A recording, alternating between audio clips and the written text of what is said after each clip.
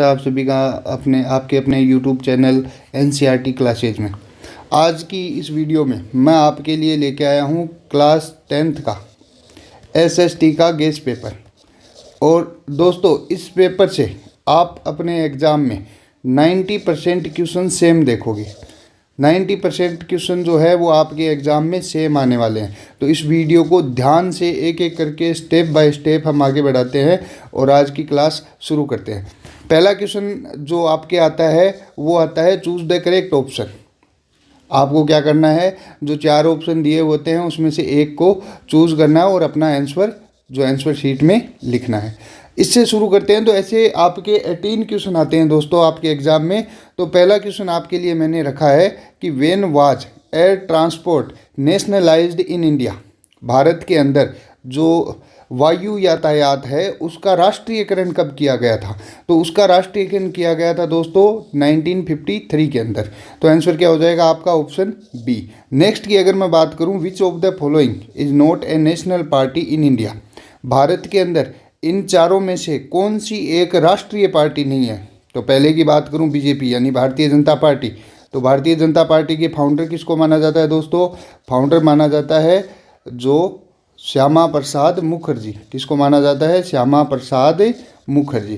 तो ये क्या है दोस्तों, एक 1980 के अंदर इसकी स्थापना हुई थी और ये एक नेशनल पार्टी है। अगर मैं बात करूं इंडियन नेशनल कांग्रेस की, INC की, तो INC भी क्या है दोस्तों, एक जो है वो अपनी नेशनल पार्टी है। 1885 के अंदर इसकी स्थापना की गई थी। और अगर मैं बात करूं बहुजन समाज पार्टी, तो बहुजन समाज पार्टी भी क्या है, एक नेशनल दर्जा प्राप्त पार्टी है। और जो शिवसेना है वो क्या है दोस्तों, महाराष्ट्र की जो है वो रीजनल पार्टी है। क्या है दोस्तों? रीजनल पार्टी है। तो आपका आंसर क्या हो जाएगा? Option number D, Shiv Sena. क्या हो जाएगा दोस्तों? शिवसेना। नेक्स्ट की मैं अगर बात करूं आपके सामने, तो आपके सामने है when did the civil war in Sri Lanka end. यानी जो श्रीलंका के अंदर सिविल वार हुई थी वो उसका अंत कब हुआ था? तो अभी हाल फिलहाल में उसका अंत हुआ था। If A religion is made on the basis of a nation which problem arises। अगर किसी राष्ट्र का निर्माण जो है वो धर्म के आधार पे किया जा रहा हो तो किस तरह की जो समस्याएं आपको देखने को मिलेंगी? तो उसमें क्या मिलेगा दोस्तों? कम्युनलिज्म मिलेगा। क्या मिलेगा?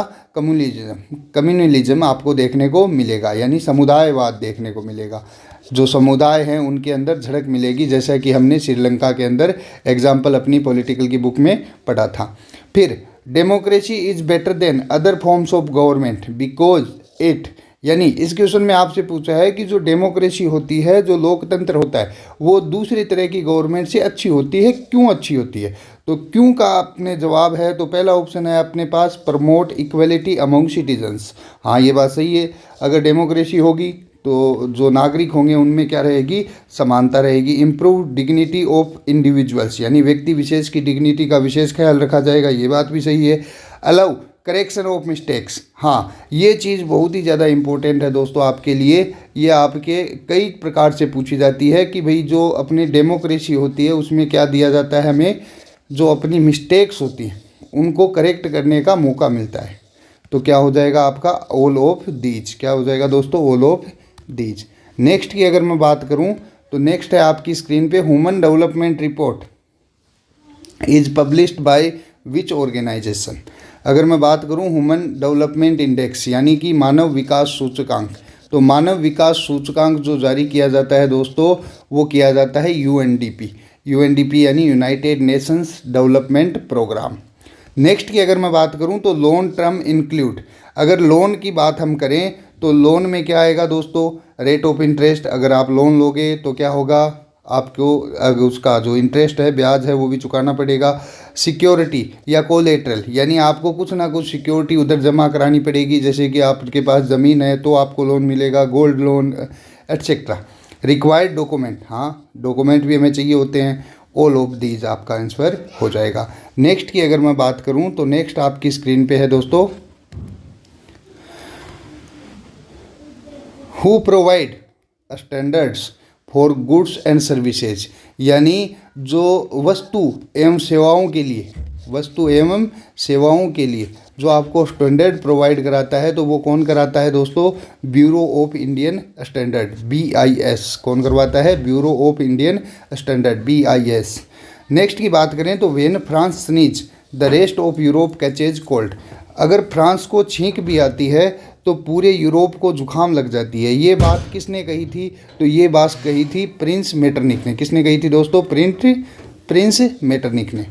नेक्स्ट की अगर मैं बात करूं, Ford Motor Company belongs to which country. यानी फोर्ड मोटर एक मल्टीनेशनल कंपनी है और वो जिसने भारत के अंदर भी अपना प्लांट स्थापित किया है। और ये जो है वो किस देश की मल्टीनेशनल कंपनी है? तो ये है दोस्तों USA की। किसकी? USA, अमेरिका की एक कंपनी है जिसने भारत में भी प्लांट स्थापित किया है। और फोर्ड मोटर क्या है? USA की एक मल्टीनेशनल कंपनी हो जाएगी। Regar soil is which type of soil. यानी जो रेगर सॉइल है वो किस तरह की मिट्टी का एक प्रकार है? तो वो आप सभी को पता होगा, किसका है? ब्लैक सॉइल का। किसका? ब्लैक सॉइल का। नेक्स्ट अगर बात करें तो नेक्स्ट क्वेश्चन है आपके लिए, Kaziranga national park is located in which state. यानी जो काजीरंगा नेशनल पार्क है वो कहाँ पे स्थापित है, किया गया है? तो वो किया गया है दोस्तों असम में। कहाँ पे? असम में। तो ऑप्शन C आपका क्या हो जाएगा दोस्तों? करेक्ट आंसर हो जाएगा असम।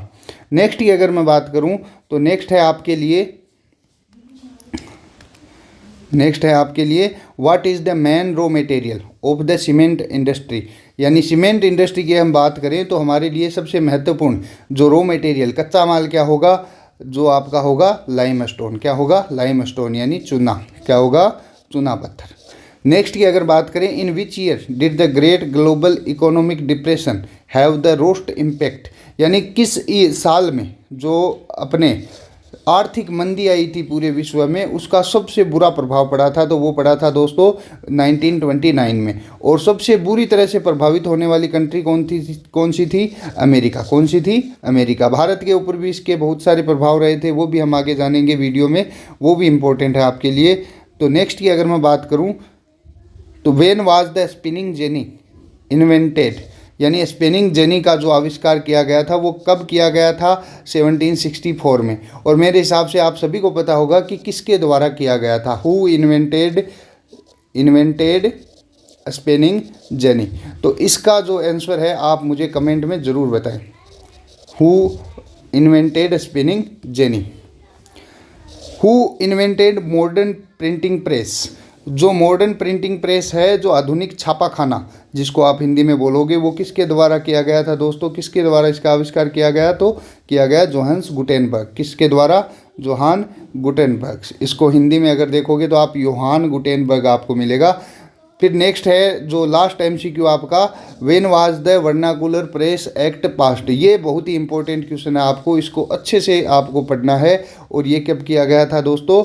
आपके सामने आंसर है और इसका जो है वो आंसर आप मुझे कमेंट करके ज़रूर बताएं। दोस्तों आगे हम बात करेंगे फिल इन द ब्लैंक से। मैं आपको ये फिर से बताना चाहूँगा कि ये जो आपके एग्ज़ाम में जो क्वेश्चन आने वाले हैं सेम टू सेम इसी पेपर से आपको देखने के मिलेंगे। कम से कम 90% जो आपका पेपर है वो इसी गेस पेपर से आपको आपके एग्ज़ाम में देखने को मिलेगा। तो मैं आपसे रिक्वेस्ट करता हूं कि अपने दोस्तों के पास भी इस वीडियो को ज़्यादा से ज़्यादा शेयर करें और चैनल को सब्सक्राइब करना ना भूलें। पहले फिल इन द ब्लैंक्स की बात करें तो registered packets newspaper and magazine are considered. तो देखो रजिस्टर्ड पैकेट हो गए, न्यूज़पेपर हो गया और मैगजीन, इनको क्या माना जाता है दोस्तों? सेकंड क्लास मेल माना जाता है। क्या माना जाता है? सेकंड क्लास मेल माना जाता है। फिर अगर मैं बात करूं, blank is called the golden fibre. तो गोल्डन फाइबर हम किसको कहते हैं? आप सभी को अच्छे से पता है और आंसर जो है आप मुझे कमेंट करके ज़रूर बताएं। जूट को कहेंगे। किसको कहेंगे दोस्तों? जूट को। नेक्स्ट की अगर मैं बात करूँ तो फिर से वही क्वेश्चन है, अभी हमने पढ़ा था पहले भी कि can be corrected in a democratic system. तो आपको दोनों तरफ से ये पूछ सकता है कि मिस्टेक्स कैन बी करेक्टेड इन ए और ब्लैंक दे देगा तो आप क्या आंसर करोगे? Democratic system. और इसी तरह से भी पूछ सकता है कि blank can be corrected in democratic system, तो आप क्या कर दोगे? मिस्टेक्स कर दोगे। फिर नेक्स्ट की बात की जाए, in India disguised unemployment is found mostly in the agriculture sector. जो छिपा हुआ जो बेरोजगार है वो कहाँ पाया जाता है दोस्तों? एग्रीकल्चर सेक्टर में पाया जाता है भारत के अंदर। The World Trade Organization was established in, यानी जो WTO है उसकी स्थापना कब की गई थी? तो कब की गई थी दोस्तों? 1995 के अंदर इसकी स्थापना की गई थी। जो लास्ट आपके फिल इन द ब्लैंक्स है वो है आपके सामने, blank aims to simplify the rules and procedures of international trade. तो इंटरनेशनल ट्रेड से संबंधित जो भी नियम कायदे हैं वो कौन बनाएगा? आपका WTO। कौन बनाएगा दोस्तों? WTO बनाएगा। तो WTO की फुल फॉर्म आपको पता ही होगी, वर्ल्ड ट्रेड ऑर्गेनाइजेशन। फिर आगे बात करते हैं हम वेरी शॉर्ट आंसर्स की। तो वेरी शॉर्ट आंसर की अगर मैं बात करूं तो पहला क्वेश्चन है आपके लिए, what do you understand by the golden quadrilateral project?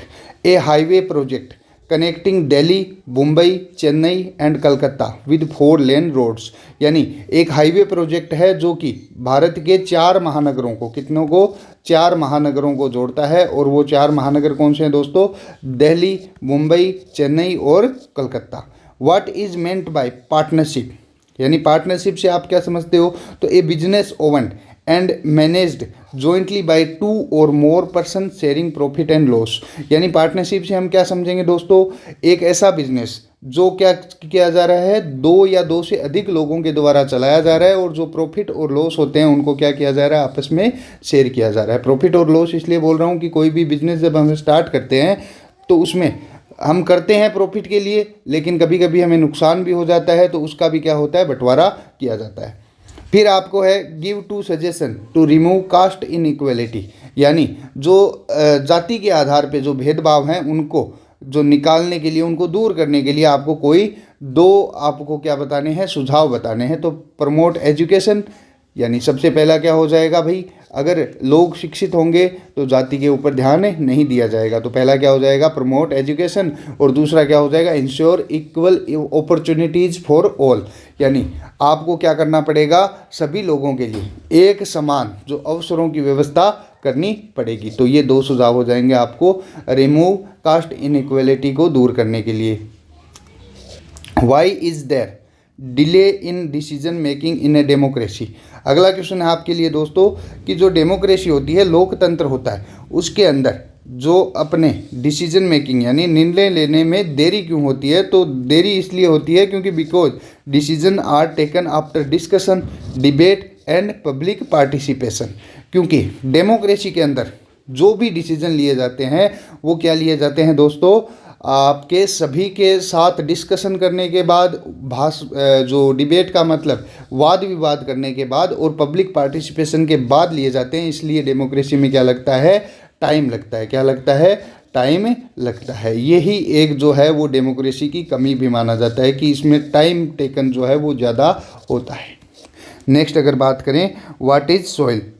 मिट्टी क्या है भाई? The upper most layer of earth in which plant grow. यानी जो धरती की हमारी सबसे ऊपरी परत जिसके अंदर क्या होते हैं? पौधे उगते हैं, उसको हम क्या बोलते हैं? मिट्टी बोलते हैं। नेक्स्ट है आपके, what is another name of consumer protection act 1986? तो ये क्वेश्चन किसी भी तरह से आपसे पूछ ले कि consumer protection act was passed in, तो क्या हो जाएगा? 1986। और आपको ये भी पूछ सकता है कि कोपरा की फुल फॉर्म क्या होगी? Consumer protection act. और इसका आंसर क्या हो जाएगा? जो दूसरा नाम है वो क्या हो जाएगा दोस्तों? कोपरा एक्ट। क्या होगा? कोपरा एक्ट, पास्ड इन 1986।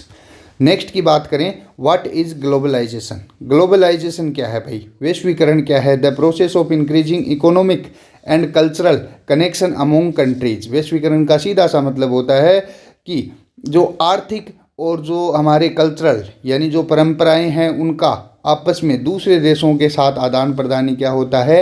वैश्वीकरण होता है। क्या होता है? वैश्वीकरण होता है।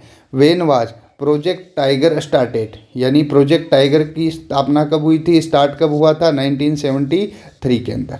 अगर मेरे जो वीडियोज़ हैं आपको पसंद आ रहे हैं तो दोस्तों चैनल को सब्सक्राइब भी ज़रूर करें और वीडियोज़ को लाइक भी करें, ताकि मैं आगे भी आपके लिए इतने ही अच्छे अच्छे वीडियोज़ लेके आता रहूँगा। और ये मेरा आपसे वादा है कि इस जो पेपर मैं आपको बता रहा हूँ इससे कम से कम 90% जो क्वेश्चंस हैं आपके आने वाले हैं, तो इस वीडियो को ज़रूर ध्यान से देखिएगा। फिर अगर मैं बात करूं तो which metal is obtained from bauxite ore? Bauxite ore से कौन सा मेटल निकाला जाता है? तो आप सभी को अच्छे से पता होगा कौन सा होगा? एल्यूमिनियम। कौन सा होगा दोस्तों? एल्यूमिनियम। नेक्स्ट अगर बात करूं मैं, तो नेक्स्ट क्वेश्चन है आपके लिए, व्हाट इज़ वीटो। वीटो क्या है दोस्तों? वीटो का मतलब होता है राइट ऑफ रिजेक्शन। क्या होता है? Right of rejection. तो द पावर टू रिजेक्ट और स्टॉप ए डिसीजन, यानी एक ऐसी शक्ति जिसके द्वारा हम किसी डिसीजन और या फिर किसी नियम को क्या कर सकते हैं? रोक सकते हैं। इसी को क्या कहा जाता है? वीटो कहा जाता है। ये वीटो अलग अलग प्रकार का होता है। यूएनओ में भी होता है, जो इंडिया का प्रेसिडेंट होता है उसके पास भी होता है। सभी के जो अलग अलग क्षेत्र में क्या होता है? ये वीटो होता है। और इसका सीधा सा मतलब क्या होता है कि ऐसा शक्ति जिसके द्वारा हम किसी नियम या किसी कानून को रोक सकते हैं, उसी को क्या कहेंगे दोस्तों? वीटो कहेंगे। What is welfare? वेलफेयर क्या है? Effort made by the government for the well being and development of people. यानी वेलफेयर से मतलब क्या होता है? भलाई। और भलाई क्या होती है भाई? जो गवर्नमेंट के द्वारा जो कार्य किए जाते हैं, किसके लिए? Well being and development of people, यानी लोगों की भलाई और उनके विकास के लिए जो कार्य किए जाते हैं वही क्या होता है? वेलफेयर होता है। क्या होता है? वेलफेयर होता है। तो दोस्तों एक बार इस वीडियो को लाइक ज़रूर कर दें प्लीज़। तो आगे हम बात करेंगे, who invented the modern printing press. ये क्वेश्चन जो है आपके शायद 2 बार आ गया है, तो इसके लिए भी आपको विशेष से ध्यान रखना है। किसने किया था? जोहान्स गुटेनबर्ग ने किया था। किसने किया था दोस्तों? योहान गुटेनबर्ग ने किया था। नेक्स्ट अगर मैं बात करूँ आपके शॉर्ट टाइप आंसर्स की, किसकी? शॉर्ट टाइप आंसर की। तो पहला क्वेश्चन है आपके लिए, what steps were taken by the government of Sri Lanka to maintain majoritarianism. यानी बहुसंख्यकवाद को बढ़ावा देने के लिए श्रीलंकन जो गवर्नमेंट है उसने क्या किया था? श्रीलंकन गवर्नमेंट, जिसके हमने एक क्वेश्चन पढ़ा था कि जो अपने इसने क्या किया था भाई, जो 1956 के अंदर सिंहला भाषा को क्या कर दिया था? ऑफिशियल लैंग्वेज डिक्लेयर कर दिया था। क्या कर दिया था दोस्तों? ऑफिशियल लैंग्वेज डिक्लेयर कर दिया था। Preference was given to Sinhala speakers in government jobs and education. यानी जो गवर्नमेंट जॉब थे और जो शिक्षा थी उसके अंदर भी क्या किया गया था दोस्तों? जो सिंहला स्पीकर्स थे यानी सिंहला भाषा बोलने वाले लोग थे, उनको क्या दिया गया था? महत्व दिया गया था। आगे अगर मैं बात करूं तो Buddhism was given special protection by the state. यानी जो बौद्ध धर्म था उसको भी क्या दिया गया था दोस्तों? स्पेशल प्रोटेक्शन प्रोवाइड करवाया गया था राज्य सरकार के द्वारा या राज्य के द्वारा। Policies ignored the right of Tamil minorities. यानी जो माइनॉरिटी में थे उनके जो अधिकार थे उनको क्या की गई भाई? जो अनदेखी की गई। नेक्स्ट अगर बात करूं, according to you how is a communalism a challenge. यानी जो हमारा समुदायवाद है किस तरह से एक समस्या है? तो देखो, it creates hated between religious group. सबसे बड़ा जो इसका हानि है वो क्या करता है? ये लोगों के बीच या रिलीजियस ग्रुप के बीच क्या फैलाता है भाई? हेट फैलाता है। क्या फैलाता है? हेट, यानी नफरत फैलाता है। वीकन्स नेशनल यूनिटी, और इसके द्वारा क्या होता है भाई? जो हमारी राष्ट्रीय एकता होती है उसमें भी कमी आती है। कोजेज वॉयलेंस, और इसके द्वारा क्या होती है? हिंसा होती है। And disturb peace and development in society. यानी ये क्या करता है? शांति और जो विकास है समाज का उसको भी प्रभावित करता है नेगेटिव वे में। तो इससे क्या हो जाएगा? आपको बहुत सारी हानियाँ होगी। इसलिए कम्युनलिज्म को क्या माना जाता है? एक चैलेंज माना जाता है। फिर आपके सामने क्वेश्चन है, write a short note on national rural employment guarantee act. NREGA, MNREGA होता है दोस्तों। आजकल जो इसका नाम है वो Mahatma Gandhi national rural employment guarantee act होता है 2005। NREGA guarantees 100 days of wage employment to rural households. यानी ग्रामीण क्षेत्र के लोगों को क्या करता है? ये 100 दिन का जो रोजगार है वो प्रोवाइड कराता है। It aims to reduce poverty. इसका जो मुख्य उद्देश्य है वो क्या है? गरीबी को कम करना। क्रिएट रूरल असेस्ट, यानी जो ग्रामीण क्षेत्रों में असेट्स का निर्माण करना। प्रोवाइड लिवलीहुड सिक्योरिटी, और जो लोगों को खाद्य सुरक्षा प्रदान करना। क्या करना दोस्तों? खाद्य सुरक्षा प्रदान करना। नेक्स्ट की अगर बात की जाए तो आपके सामने है, state any two difference between the organised and unorganised sector. अगर मैं बात करूं ऑर्गेनाइज सेक्टर की तो क्या हो जाएगा? ऑर्गेनाइज सेक्टर में आपको जॉब सिक्योरिटी मिलती है और फिक्स सैलरी और जो अदर बेनिफिट्स हैं, अदर अलाउंसेज हैं वो भी आपको दिए जाते हैं।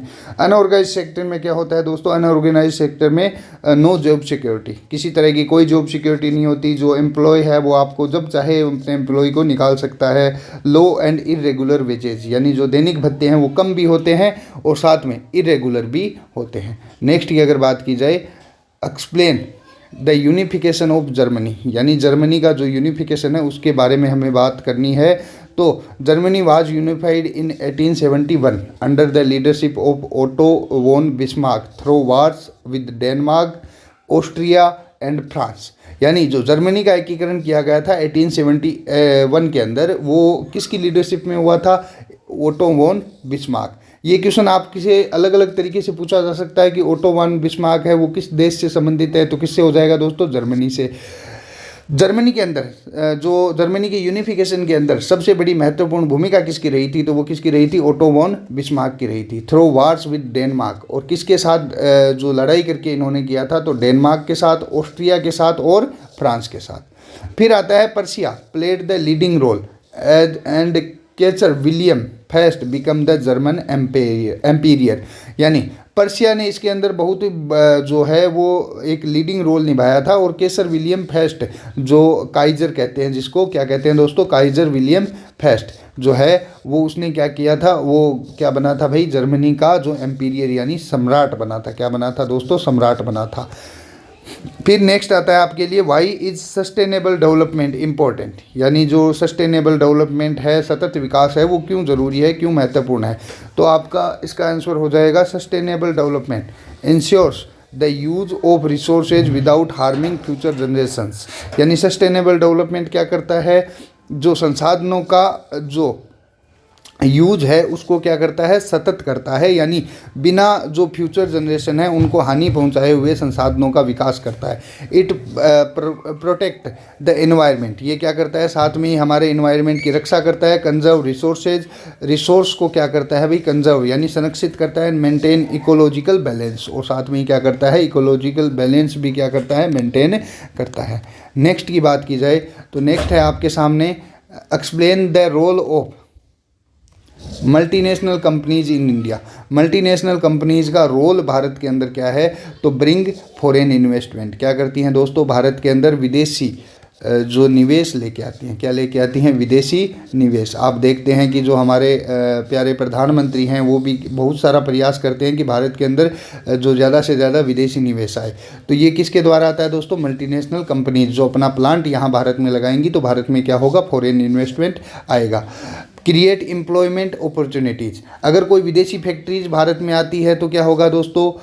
भारतीय लोगों को क्या मिलेगा? एम्प्लॉयमेंट, रोजगार मिलेगा। तो दूसरी चीज़ हो गई, क्या मिलेगा? Create employment opportunities. फिर आता है इंट्रोड्यूस न्यू टेक्नोलॉजी, यानी भारत देश के अंदर क्या आएंगी दोस्तों? नई नई तरह की टेक्निक आएंगी, तकनीक आएंगी। फिर अगर आगे बात करें इंक्रीज प्रोडक्शन एंड एक्सपोर्ट, और अगर भारत के अंदर क्या होगा दोस्तों? अगर उत्पादन होगा तो भारत के अंदर उत्पादन होगा तो भारत का क्या बढ़ेगा? एक्सपोर्ट बढ़ेगा। एक्सपोर्ट का मतलब होता है निर्यात, यानी दूसरे देशों में सामान भी हम ज़्यादा भेजेंगे तो इनकम भी हमारी क्या होगी? ज़्यादा होगी। तो ये कुछ जो बेनिफिट्स हैं जो भारत को मल्टीनेशनल कंपनीज से होते हैं। फिर अगर आगे बात करें तो आगे है आपके जियोग्राफी से क्वेश्चन, और जियोग्राफी से क्वेश्चन क्या है दोस्तों? आपकी स्क्रीन पे हैं दोस्तों, differentiate between bangar and khadar soil. तो बांगर और खादर सॉइल की बात करूं तो ये सारी ही जो जलोढ़ मिट्टी होती है जो जल के साथ बह के आती है, उसका दोनों पार्ट होते हैं। जलोढ़ यानी जो जल के साथ बह के आती है, अलाइवल सॉइल। तो देखो बांगर क्या होती है? ओल्ड अलाइवल सॉइल, यानी पुरानी जलोढ़ मिट्टी होती है, और खादर क्या होती है? नई जलोढ़ मिट्टी होती है। लेस फर्टाइल होती है जो बांगर जो टाइप है जलोढ़ मिट्टी का, वो क्या होता है? कम उपजाऊ होता है, और ये क्या होता है भाई? खादर ज़्यादा उपजाऊ होता है। आगे हम बात करें फाउंड इन हायर एरियाज, यानी ये जो बांगर सॉइल है वो क्या होती है? आपके ऊंचे क्षेत्रों में पाई जाती है, और जो अपनी खादर सॉइल है वो क्या पाई जाती है? फ्लड प्लेन के अंदर पाई जाती है। तो ये 2 या 3 डिफरेंस आप लिख दोगे तो आपके 2 नंबर कहीं नहीं जाने वाले। ज़्यादा बड़ा आंसर करने से कोई ज़्यादा नंबर नहीं मिलने वाले दोस्तों। बस आपको जो हैंड राइटिंग है उसका विशेष ध्यान रखना है, और साफ़ सुथरे अपने आंसर लिखने हैं। और जैसे आपकी बोर्ड की नोटबुक में आंसर शीट में जैसा आपको बोला जाए उसी तरह से आप उसको अटेम्प्ट करें, तो आपके नंबर नहीं कटने वाले। आगे हम बात करें तो अगला है हमारे पास what is an import duty. Import duty का मतलब आयात शुल्क। क्या होता है दोस्तों? आयात शुल्क। आयात शुल्क क्या होता है? आयात शुल्क, आप आयात शुल्क से समझ गए होंगे कि जो विदेशी जो देशों से जो भारत के अंदर जो चीज़ें आती हैं उनके ऊपर जो गवर्नमेंट टैक्स लगाती है उसी को क्या कहते हैं? अपने आयात शुल्क या इम्पोर्ट ड्यूटी कहते हैं। तो देखो आंसर क्या हो जाएगा आपका? Import duty is a tax imposed by the government on goods brought from foreign countries to protect domestic industries, यानी भारत के घरेलू जो उद्योग हैं उनको बचाने के लिए जो विदेशों से सामान आता है उनके ऊपर जो गवर्नमेंट के द्वारा टैक्स लगाया जाता है उसको क्या बोला जाता है दोस्तों? इम्पोर्ट ड्यूटी बोला जाता है। क्या बोला जाता है? Import duty. आगे हम बात करें तो अगला क्वेश्चन है हमारे पास जो आने वाले हैं आपके 3 जो नंबर के आंसर हैं वो, यानी लॉन्ग आंसर। इसके लिए दोस्तों दो दो क्वेश्चन मैंने आपके लिए पर क्वेश्चन के लिए रखे हैं। पहला है review the Indian federal system, यानी भारतीय जो फेडरल सिस्टम है उसके बारे में हमें टिप्पणी लिखनी है। तो देखो, India has a federal system. अब पहले हम ये समझ लेते हैं कि ये फेडरल सिस्टम होता है क्या है। फेडरल सिस्टम का सीधा सा मतलब होता है कि जो गवर्नमेंट होती है उसकी जो पावर्स हैं वो एक से ज़्यादा स्तरों पे बटी हुई हो, एक से ज़्यादा लेवल पे बटी हो, उसी को हम क्या कहते हैं दोस्तों, फेडरलिज्म कहते हैं। तो देखो, India has a federal system, यानी भारत के पास एक संघवाद सिस्टम है with power divided between the central and state government, यानी शक्तियों का विभाजन किया गया है और किसके बीच में, सेंट्रल यानी केंद्रीय सरकार और स्टेट गवर्नमेंट यानी राज्य सरकार के बीच में। The constitution clearly distribute power through union, state and concurrent list, यानी भारतीय संविधान के अंदर 3 जो सूचियां बनाई गई हैं, पहली है यूनियन यानी संघ सूची, दूसरी है स्टेट यानी राज्य सूची और तीसरी है कंकरेंट यानी समवर्ती सूची जो बनाई गई हैं। ये आपको डायरेक्टली क्या करती हैं, जो शक्तियों का विभाजन जो स्तरों के बीच में, सरकार के स्तरों के बीच में कर देती है। It promotes unity with diversity and allows regional autonomy will while maintaining national unity. ये क्या करती है दोस्तों, हमारे जो भारत के जो अनेकता में एकता है, डाइवर्सिटी यानी विभिन्नता में जो एकता है, उसको क्या करती है भाई, बना के रखती है और साथ में ही हमारे जो नेशनल यूनिटी है उसका भी ख्याल रखती है। आगे हम दूसरा क्वेश्चन लिखा है इसी चैप्टर से आपके सामने, what is federalism, explain it's important feature, यानी फेडरलिज्म क्या है और इसके इंपॉर्टेंट फीचर क्या हैं। तो इसको देखो क्या हो जाएगा। तो फेडरलिज्म मैंने आपको पहले ही बता दिया है कि जहाँ पे क्या होता है कि भाई शक्तियों का विभाजन सरकार के अलग अलग लेवल्स पे होता है, वही क्या होता है, federalism. Federalism is a system of government where power shared between central and state government. तो भारत में ऐसा है, बिल्कुल है। Features include division of power, written constitution, independent judiciary और सुपरमेसी ऑफ द कॉन्स्टिट्यूशन, यानी इस फेडरलिज्म के अच्छे पॉइंट क्या हैं भाई, ये क्या करती है भाई, शक्तियों का एक तो विभाजन करती है, दूसरा रिटन कॉन्स्टिट्यूशन होता है, क्या होता है उस देश का, रिटन कॉन्स्टिट्यूशन होता है। इंडिपेंडेंट जुडिशरी यानी जो न्यायपालिका होती है वो क्या होती है दोस्तों, स्वतंत्र, जैसा कि हमारे भारत के अंदर है। न्यायपालिका क्या होती है दोस्तों, स्वतंत्र होती है अपने निर्णय के लिए।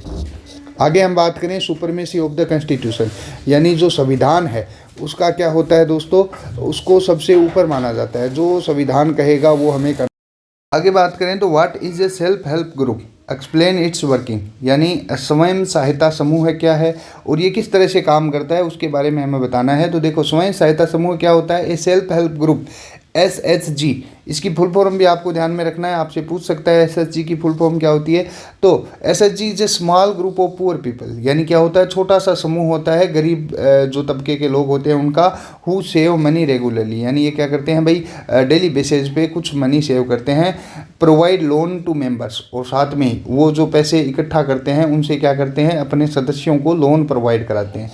Banks also provide loan to SHGs, यानी बैंक भी क्या करता है भाई, इन स्वयं सहायता समूहों यानी सेल्फ हेल्प ग्रुप को क्या करता है, लोन देता है। इट प्रमोट फाइनेंशियल इंक्लूजन और सेल्फ एम्प्लॉयमेंट, यानी ये क्या करता है भाई, अपना जो खुद का रोजगार है वो सर्जन करता है। फिर आता है आपका इसी चैप्टर से लिया है defect of barter system. Barter system क्या होता है दोस्तों, बार्टर सिस्टम वो होता है जिसके अंदर जो ट्रेड है वो क्या की जाती है, वस्तुओं के द्वारा की जाती है। वस्तु विनिमय कहा जाता है इसको, क्या कहा जाता है, वस्तु विनिमय, यानी जो वस्तु के बदले वस्तु खरीदने को क्या कहते हैं, बार्टर सिस्टम। इसकी 2 डिफेक्ट पूछे हैं। तो lake of double coincidence of want, यानी ये कभी भी जो दोहरी मांग है उसको पूरा नहीं कर सकता। No common measure of value, साथ में ही इसकी सबसे बड़ी कमी क्या है, जो मेजरमेंट की है कोई कॉमन वैल्यू नहीं होती है। डिफिकल्टी इन स्टोरेज, यानी जब हम बार्टर सिस्टम से ट्रेड करते हैं तो हमारे पास स्टोरेज की भी बहुत सारी सिस्टम्स जो कमियां हैं वो आपको मिलेंगी, कठिनाइयां आपको देखने को मिलेंगी। फिर आता है फंक्शंस ऑफ मनी, यानी जो मुद्रा है उसके क्या क्या काम है भाई, मीडियम ऑफ एक्सचेंज है, क्या हो जाएगा, medium of exchange. Store of value, unit of account, standard of deferred payment. तो ये आपके सामने मनी जो है उसके कुछ फंक्शन है। आगे आपके लिए रखा है दोस्तों right advantage and disadvantage of multipurpose project. इसको आप अच्छे तरीके से कर लेना। एक और क्वेश्चन बताता हूँ मैं आपको कि जो what is a dam, dam क्या होता है, what is a dam and why it is known as multipurpose project. यानी डैम क्या होता है और इसको क्यों मल्टीपर्पज़ प्रोजेक्ट कहा जाता है। तो देखो दोस्तों, डैम क्या होता है आप सभी को पता होता है कि किसी रिवर का, जो ये रिवर बह रही है उसके फ्लो को रोकते हुए यहाँ पे जो पानी का स्टोर किया जाता है और उस पानी के स्टोर से यानी जो आसपास के क्षेत्रों में सिंचाई के लिए, साथ में ही बिजली बनाने के लिए, उद्योगों के लिए जो पानी की पूर्ति की जाती है, इसलिए ये बांध बनाया जाता है। और बांध तो ये हो गया, उसके बाद में मल्टीपर्पज़ प्रोजेक्ट क्यों कहा जाता है, क्योंकि इससे कई तरह के काम किए जाते हैं, इसलिए इसको क्या कहा जाता है दोस्तों, मल्टीपर्पज़ प्रोजेक्ट कहा जाता है। अगर हम बात करें इस क्वेश्चन की एडवांटेज और डिसएडवांटेज की, तो एडवांटेज क्या है दोस्तों, इरिगेशन यानी सिंचाई के लिए पानी प्रयुक्त होता है, इलेक्ट्रिसिटी जनरेशन साथ में ही बिजली बनाने के लिए, फ्लड कंट्रोल के लिए भी किया जाता है यानी बाढ़ नियंत्रण के लिए भी, और वाटर सप्लाई यानी जो हमारे पेयजल की सप्लाई हेतु भी इसका उपयोग किया जाता है। तो ये कुछ इसके लाभ हो गए। अब डिसएडवांटेज यानी हानियाँ अगर बात करें हम तो क्या हो जाएंगे, डिस्प्लेसमेंट ऑफ पीपल यानी वहाँ के जो स्थानीय लोग हैं उनको अपनी ज़मीनें छोड़ के जाना पड़ेगा, इन्वायरमेंटल डैमेज साथ में ही पर्यावरण का भी क्या होगा दोस्तों, नुकसान होगा, लॉस ऑफ फॉरेस्ट यानी जहाँ हम बनाएंगे वहाँ पे क्या करेंगे, हमें जंगल काटने पड़ेंगे, तो जंगलों का भी क्या होगा दोस्तों, नुकसान होगा।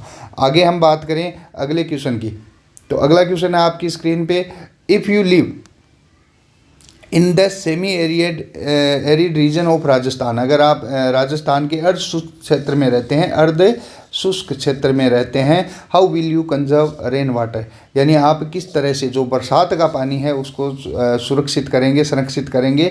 तो आता है rain water can be conserve through roof top harvesting, यानी जैसा हमारे राजस्थान में होता है, हम क्या करते हैं, छत पे नाले लगा के जो टंकियों में पानी स्टोर करते हैं बारिश का, वही क्या होता है, रूफ टॉप हार्वेस्टिंग। आगे हम बात करें टांकाज, हमारे राजस्थान की सर्व जो प्रसिद्ध जो टेक्निक है वो क्या है, बरसात के पानी स्टोर करने की टांकाज। जोहड़ जो आप अपने गांव में देखते हैं, check dams and underground storage system, तो ये क्या हो जाएंगे, राजस्थान के अंदर हम कुछ पानी की जो स्टोरेज करने के कुछ टेक्निक हो जाएंगी। What was the impact of the industrial revolution on worker, यानी जो औद्योगिक क्रांति हुई है उसके ऊपर जो कामगार हैं उनके ऊपर इफेक्ट कैसा रहा है। तो वर्कर फेस्ड लो वेजेज, यानी क्या मिलने लगा है भाई, लो वेजेज, लॉन्ग वर्किंग आवर्स, साथ में ही क्या मिला है, जो काम करने के घंटे हैं उनके अंदर वृद्धि हुई है, और जो दैनिक भत्ते हैं उनमें क्या आई है, कमी आई है। पुअर वर्किंग कंडीशंस, यानी जो काम करने की स्थितियां हैं उनमें भी सुधार नहीं हुआ है, वो भी क्या है भाई, बहुत ही बुरी हैं। चाइल्ड लेबर, साथ में क्या मिला है आपको, जो चाइल्ड लेबर भी देखने को मिलती है। And unemployment due to machines, यानी जो मशीनों का आविष्कार हुआ है नई नई से, उनसे क्या बढ़ा है भाई, बेरोजगार बढ़ा है। आगे क्वेश्चन है आपके, what was the impact of American civil war on Indian cotton export, यानी जो अमेरिका के अंदर सिविल वार हुई है उसके से भारत के जो कॉटन एक्सपोर्ट पे प्रभाव क्या पड़ा है। During American civil war cotton supply from America stopped, यानी जो कॉटन आता था अमेरिका से वो क्या हो गया भाई, पूरी तरह से रुक गया। Increasing demand for Indian cotton and boosting Indian exports temporarily, यानी साथ में ही जो अमेरिका से कॉटन आता था तो वो उसकी सप्लाई रुक गई, और रुकने से क्या हुआ कि जो भारतीय कॉटन है उसकी डिमांड मार्केट में बहुत ही ज़्यादा बढ़ गई। तो ये जो है वो अमेरिका की सिविल वार के भारतीय कॉटन इंडस्ट्री के ऊपर बहुत ही अच्छे प्रभाव उस हिसाब से देखें तो पड़े हैं। Describe the civil disobedience movement. अब दोस्तों इस क्वेश्चन के लिए मैं आपको 100% कह देता हूं कि ये आपके 4 मार्क्स का आपके एग्जाम में आपको देखने को मिल जाएगा। इसके causes, civil disobedience movement. The civil disobedience movement was launched by Mahatma Gandhi in 1930। तो सिविल डिसोबीडियंस यानी सविनय अवज्ञा आंदोलन जो है वो महात्मा गांधी के द्वारा 1930 के अंदर शुरू किया गया था with the salt march, famous salt march, यानी जो नमक सत्याग्रह है उसके द्वारा, आपको पता ही होगा दांडी मार्च वाला। पीपल ब्रोक अनजस्ट लॉ, यानी जो अन्यायपूर्ण नियम थे लोगों ने क्या किया, उनको तोड़ा। रिफ्यूज टैक्सेस, टैक्स चुकाने से मना कर दिया। बाइकॉटेड फॉरेन गुड्स, यानी जो विदेशी वस्तुएं थी उनका बहिष्कार किया। एंड प्रमोट स्वदेशी, और साथ में ही क्या किया गया दोस्तों, जो स्वदेशी वस्तुएं हैं उनको प्रमोट किया गया। It became a mass movement involving peasants, यानी ये क्या बन गई भाई, बहुत ही बड़ी मूवमेंट बन गई, बहुत ही बड़ा सत्याग्रह बन गया, इंक्लूडिंग पीजेंट्स, इसके अंदर कौन शामिल हुए, किसान भी हुए, वर्कर भी हुए एंड वुमेन ऑल्सो, साथ में ही क्या हुई भाई, महिलाएं भी इसमें भाग लेने लगी। दो, suppressed by the British it standard the freedom struggle, यानी इसने क्या किया भाई, भारतीय जो स्वतंत्रता संग्राम था उसको बहुत ही बड़ा बूस्ट दिया था, लेकिन इसको क्या कर दिया गया था भाई, ब्रिटिश गवर्नमेंट के द्वारा दबा दिया गया था। Analyse the cause of non cooperation movement, आपको ये दोनों क्वेश्चन एग्जाम में आपको देखने को मिलेंगे और में या कैसे भी करके, तो आप इन दोनों को ध्यान से पढ़ लेना है। देखो जो 1919 के अंदर क्या आया था दोस्तों, 1914 से 18 के बीच में क्या लड़ा गया था, फर्स्ट वर्ल्ड वॉर लड़ी गई थी। क्या लड़ी गई थी, फर्स्ट वर्ल्ड वॉर। तो महात्मा गांधी ने क्या किया था, भारतीय लोगों को ये कहा था कि आप अंग्रेज़ों की तरफ से जाके लड़ो ताकि अंग्रेज़ हमारे लिए कोई अच्छा काम करें। लेकिन उसके बाद में जस्ट जैसे ही वर्ल्ड वार ख़त्म हुई तो क्या किया गया भाई, एक एक्ट लाया गया जिसको कहते हैं 1919 का रोलेट एक्ट। क्या कहते हैं, रोलेट एक्ट। इसके अंदर क्या हुआ था, किसी भी भारतीय जो राजनीतिक कैदी है उसको बिना किसी सुनवाई के 2 साल तक जेल में बंद किया जा सकता था। इससे गांधी क्या हो गए भाई, नाराज़ हो गए। साथ में ही आपको याद होगा कि 1919 में क्या हुआ था, 13 अप्रैल 1919 को क्या हुआ था, जलियांवाला बाग, जहाँ पे जनरल डायर ने क्या कर दिया था दोस्तों, निहत्थे लोगों पे गोलियां चलवा दी थी, जिसमें बहुत सारे जो लोग हैं वो मारे गए थे। तो इसके बाद में गांधी ने क्या किया भाई, गांधी ने क्या किया, रोलेट एक्ट, सॉरी माफ़ कीजिएगा, नॉन कोऑपरेशन मूवमेंट जो है वो स्टार्ट किया था, असहयोग आंदोलन शुरू किया था। तो देखो major causes including the Rowlatt Act, यानी इसके मुख्य कारण क्या थे दोस्तों, जैसे मैंने आपको बता दिया है कि रोलेट एक्ट हो गया, जलियांवाला बाग हो गया, खिलाफत इश्यू। साथ में आपको मैं ये बता दूं कि 1948 में जब फर्स्ट वर्ल्ड वार का अंत हुआ तो क्या हुआ था भाई, ओटोमन तुर्की जो था वो हार गया था, और उसका जो खलीफा था, क्या था, खलीफा, वो क्या था, पूरे जो दुनिया के जो मुसलमान थे उनका रिलीजियस हेड था, यानी धार्मिक गुरु था।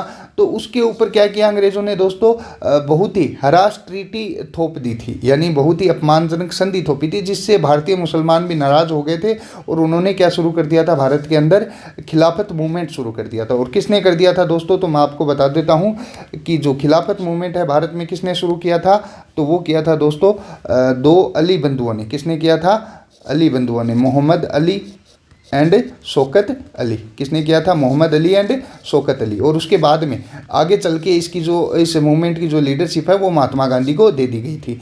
उसके बाद में बात करें डिसर्टिफिकेशन विद ब्रिटिश रूल, और भारतीय लोगों के अंदर जो ब्रिटिश गवर्नमेंट के जो नियम थे उनके प्रति भी क्या था भाई, डिसर्टिफिकेशन यानी असंतोष फैला हुआ था। Gandhi called for boycott of British institution and goods to achieve self rule, यानी गांधी जी ने क्या कर दिया था, गांधी जी ने कहा था कि भाई विदेशी वस्तुओं और जो इंस्टीट्यूशन है उनका बहिष्कार किया जाए और क्या किया जाए भाई, सेल्फ रूल, यानी अपना खुद का अधिकार जो है वो प्राप्त किया जाए। फिर नेक्स्ट क्वेश्चन है आपके, ये आपके फिक्स है दोस्तों, जो आपके आने वाला है पॉलिटिकल पार्टी से। मैं आपको कहूँगा इसमें कि what is political party, describe effort made to reform a political party in India. तो अगर हम बात करें पॉलिटिकल पार्टी क्या होती है, is an organised group seeking political power through elections, यानी एक ऐसा समूह होता है जो क्या करता है भाई, इलेक्शन के थ्रू जो पॉलिटिकल शक्तियां हैं वो प्राप्त करना चाहता है। Reform include anti defection law, mandatory disclosure of assets, internal democracy, election commission regulation and transparency in funding. तो ये कुछ क्या हो जाएंगे, इसके जो एफर्ट होते हैं जो किसी पॉलिटिकल पार्टी को बनाने में महत्वपूर्ण होते हैं, तो ये आपको ध्यान रखना होता है। फिर उसके बाद में इसी में एक क्वेश्चन में और ऐड कर दूं कि explain challenges faced by political party. तो जो चैलेंजेस फेस किए जाते हैं पॉलिटिकल पार्टी से वो क्या होते हैं दोस्तों, लैक ऑफ इंटरनल डेमोक्रेसी, यानी किसी भी पॉलिटिकल पार्टी के अंदर क्या होता है, इंटरनल यानी जो आंतरिक जो लोकतंत्र है उसकी कमी देखने को मिलती है। डायनेस्टिक सक्सेशन यानी जो वंशवाद है, क्या है दोस्तों, वंशवाद, उसको भी जो है वो बड़ी समस्या माना जाता है एक पॉलिटिकल पार्टी के दौरान। मनी एंड मसल पावर, यानी जो अमीर लोग होते हैं और जो ताकतवर लोग होते हैं उनका प्रभाव भी क्या होता है दोस्तों, एक बहुत ही बड़ी चुनौती होती है किसी भी पॉलिटिकल पार्टी के लिए कि उससे कैसे निपटा जाए, क्योंकि बिना पैसे के और कोई भी पॉलिटिकल पार्टी नहीं चल सकती। फिर आता है आपके लेक ऑफ ट्रांसपेरेंसी का मतलब आप समझते हैं कि पारदर्शिता की क्या होती है दोस्तों, कमी होती है। तो ये भी आपको ध्यान से देखना है। और आगे मैं बात करूं आपको इसी क्वेश्चन में, तो मैं आपको कहूँगा कि एक तो बीजेपी एक बीएसपी और एक जो आपकी आती है आईएनसी। इन तीनों पॉलिटिकल पार्टी के बारे में जो आपकी जानकारी है वो भी एकदम से सटीक होनी चाहिए, क्योंकि ये भी आपको और में क्वेश्चन ज़रूर देखने को मिलेगा। तो ये 4 नंबर आप पक्के करके अपने चलना है और इनको करना है। तो देखो दोस्तों, मैंने आपके लिए बहुत ही ज़्यादा मेहनत करते हुए ये एक जो है आपके सामने गेस पेपर रखा है, और ये गारंटीड जो आपके बोर्ड के ब्लूप्रिंट के आधार पे मैंने बनाया है। और इससे जो आपके नॉलेज सेक्टर से क्वेश्चन आने हैं तो नॉलेज सेक्टर से लिया है, एनालिसिस से आना है तो एनालिसिस से लिया है। इसलिए मैं आपको कहूँगा कि इस चैनल को आप सब्सक्राइब कर लें और अपने दोस्तों के पास भी शेयर करें, ताकि ज़्यादा से ज़्यादा लोगों के पास जो है वो फ़ायदा पहुँच सके। अगर मैं बात करूं इस पेपर की, तो आपको 90% कम से कम क्वेश्चन आपको देखने को मिलेंगे। आगे मैं बात करूं तो mark the following power projects on the outline map of India. अगर मैं मैप की बात करूं तो 4 नंबर का क्वेश्चन आता है आपके दोस्तों, जो कि जियोग्राफी का एक पार्ट होता है। अगर मैं बात करूं उसमें, तो भारत के अंदर जो 7 आपके पावर प्लांट्स हैं, क्या हैं दोस्तों, पावर प्लांट्स हैं, उनके बारे में आपको एकदम से सटीक जानकारी होनी चाहिए। मैं आपको एक एक करके बता देता हूँ। 4 तो हमारे पास पहले से नोट डाउन है, बाकी जो मैं है आपको बता देता हूँ। देखो, तारापुर क्या होता है दोस्तों, महाराष्ट्र में। कहाँ होता है, महाराष्ट्र के अंदर। और महाराष्ट्र के अंदर जो है आपको उसको लोकेट करना होता है, कि जो पॉलिटिकल मैप आपको दिया जाएगा एग्जाम के अंदर कुछ इस तरह से। मेरा कोई मैप बनाने का सटीक तरीका नहीं है, लेकिन मैं आपको बता देता हूँ कि इधर जो राजस्थान होता है उसके नीचे क्या है दोस्तों, गुजरात के अंदर आप देखोगे तो क्या मिलेगा आपको, गुजरात के अंदर आपको अगर पूछ ले कि काकरापारा कहाँ है, क्या है, काकरापारा, तो काकरापारा आपको कहाँ मिलेगा दोस्तों, गुजरात में। तो ये आपको कहाँ लोकेट करना पड़ेगा, गुजरात के अंदर। पावर प्लांट्स आपके निश्चित है, कम से कम 2 पावर प्लांट तो आपको एग्जाम में देखने को मिलेंगे, ये 100% श्योर है। आप इनको अच्छे से करके जाना है। तो ये हो जाएगा गुजरात के अंदर। फिर आता है आपका जो गुजरात से नीचे अगर मैं बात कर दूं तो महाराष्ट्र आता है, और महाराष्ट्र में कौन सा आता है आपका, तारापुर। क्या कर दोगे आप, तारापुर लोकेट कर दोगे। फिर आता है दोस्तों कलपक्कम। क्या आता है, कलपक्कम कहाँ है दोस्तों, तमिलनाडु के अंदर। अगर इधर वाली साइड आप देखोगे, केरला के साइड में जो नीचे केरला है उसके पास में ही क्या बना होगा, तमिलनाडु। इसके अंदर क्या कर देना है आपको, कलपक्कम कर देना है। और एक बात और बता दूं दोस्तों, कलपक्कम के साथ जो कुंडनकुलम आ जाए आपके पास, क्या आ जाए, कुंडनकुलम, तो कुंडनकुलम भी कहाँ पे होगा, तमिलनाडु के अंदर। कहाँ होगा दोस्तों, तमिलनाडु के अंदर। तो इसको भी कहाँ करोगे आप, तमिलनाडु के अंदर। अगर मैं बात करूँ राउत भाटा, तो राउत भाटा मेरे हिसाब से आप सभी जानते हो, हमारे प्यारे जो रंगीला राजस्थान है उसके अंदर ये क्या होता है, रावत भाटा। क्या होता है दोस्तों, रावत भाटा होता है। अगर मैं नरोरा की बात करूँ तो योगी जी को याद कर लो। क्या कर लो दोस्तों, योगी जी को। और योगी जी के पास क्या कर दो, अपना नरोरा, यानी नरोरा कहाँ हो जाएगा आपका, यूपी के अंदर। कहाँ हो जाएगा दोस्तों, यूपी के अंदर। आगे मैं बात करूँ, एक और रह गया हमारा, काकरापारा हो गया, कुंडनकुलम हो गया। तो अगर मैं बात करूं केगा की, किसकी दोस्तों, केगा की, तो केगा कहाँ होगा हमारा, जो केगा होगा वो होगा दोस्तों आपका कर्नाटका के अंदर। कहाँ होगा दोस्तों, केगा कर्नाटका के अंदर। तो ये जो 7 पावर प्लांट हैं आपको अच्छे से ध्यान रखने हैं, ये आपके एग्ज़ाम में आपको 100% मिलेंगे। और मैं आपको एक बार फिर कह दूं कि जो सारे ऐसे टाइप जो क्वेश्चन हैं आपके 18, 19 और 20, ये आपको ये जो 6 क्वेश्चन आपके सामने दिख रहे हैं इनसे अलग नहीं आने वाला है और नहीं आएगा। तो आप इस पेपर को अच्छे से एक बार पढ़ के ज़रूर देख लें। और साथ में जो इस पेपर की आपको अगर PDF चाहिए तो जो डिस्क्रिप्शन में टेलीग्राम चैनल की लिंक दी गई है, आप वहां से जाके इसको डाउनलोड कर सकते हैं और इसको पढ़ सकते हैं। विद आंसर दिया हुआ है, आंसर की साथ में ही इसके अटैच की गई है। तो साथ में आपको मैं बता दूं कि दोस्तों इस जो YouTube चैनल है इसको सब्सक्राइब करना ना भूलें, क्योंकि आपके सारे जो सब्जेक्ट्स हैं उनका मॉडल पेपर मैं आपको देने वाला हूँ। साथ में ही जो शेखावाटी मिशन 100 है उससे भी जो पेपर आपके बन रहे हैं वो भी मैं आपको सॉल्व करवाने वाला हूं। तो इसको आप करना ना भूलें। Thank you. जय हिंद, जय भारत।